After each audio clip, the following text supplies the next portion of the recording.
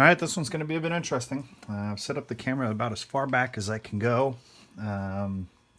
It's like over my shoulder. My head's pretty much even with it.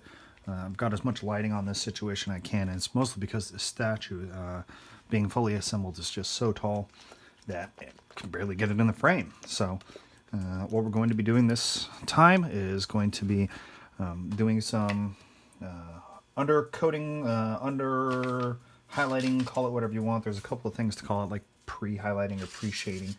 But basically what we're going to be doing is taking the direction of our light and doing a layer of airbrushing. So for example, I got a light here or a light overhead, and taking this area and white undercoating it.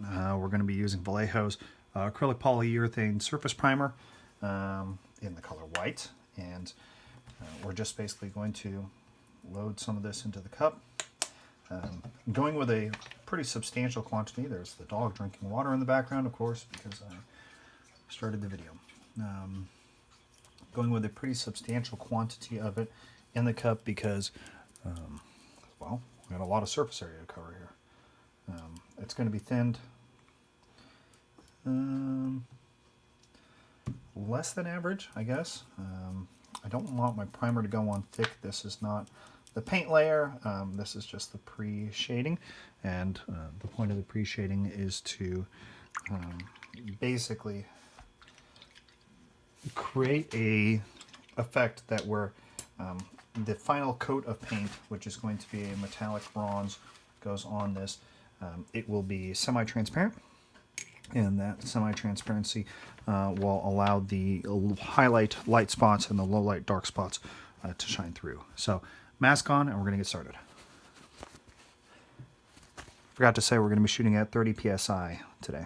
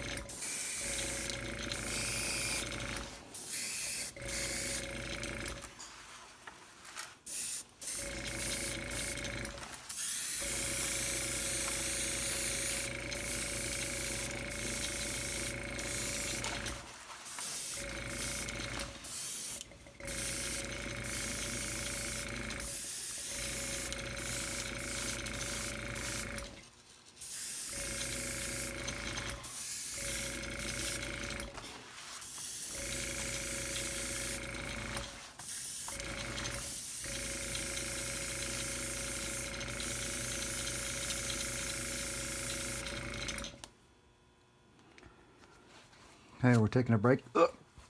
Taking a break for just a minute here. I got caught in the mask. As you can see, we've got a pretty bright highlight on the top half. I'm putting a tiny bit of thinner in the cup here to finish off the last of the primer that I have in there. Basically stretch it a tiny bit further. And once this gets done and fully dried, then we're going to actually be doing the bronze coat. So mask back on. We're going to knock out this last part. It'll be 1 minute.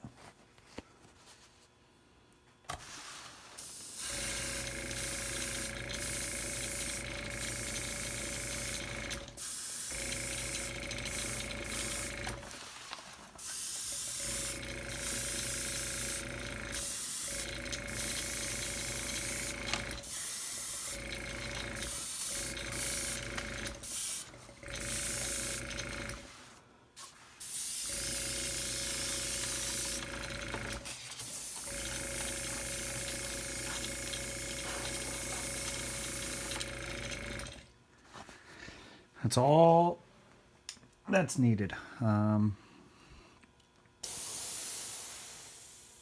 Just getting the pressure off the compressor there. So this is done. I'm going to leave this to dry. It'll be probably about 15 to 20 minutes. What I'll probably totally honestly do is go watch an episode of Attack on Titan Season 2. I'm going to actually... Oh, shoot. I just released the pressure on the airbrush, but I didn't clean the airbrush first. So I get to do that after this is over. And, well, that'll be it. So now that this is pre-shaded, I'm going to hit it with probably 2 coats of metallic bronze tonight. And because this is going to be more the look of a bronze statue, well, so the 3D printing is you could probably see it lines across here. Those lines make it really, I guess, ineligible for things like dry brushing, and need to be careful with wash because it will kind of fill into those recesses, and I want to avoid that as much as possible.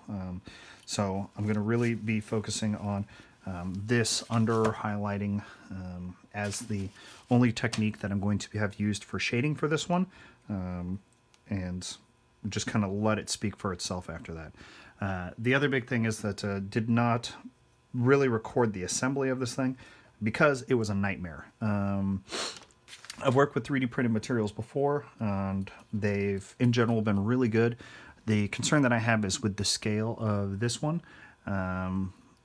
The weight of the actual model did not scale with the lattice framework that was underneath. So there's a lattice that's inside of here. This is basically hollow.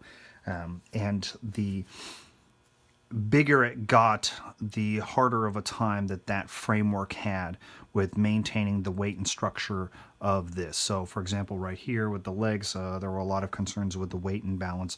That wouldn't have happened on a smaller model because it would have had a thicker leg wall, the thicker leg wall with, I guess, better structure in order to hold up the weight of that thing. So that's it, and we're going to let this dry, and that'll be that.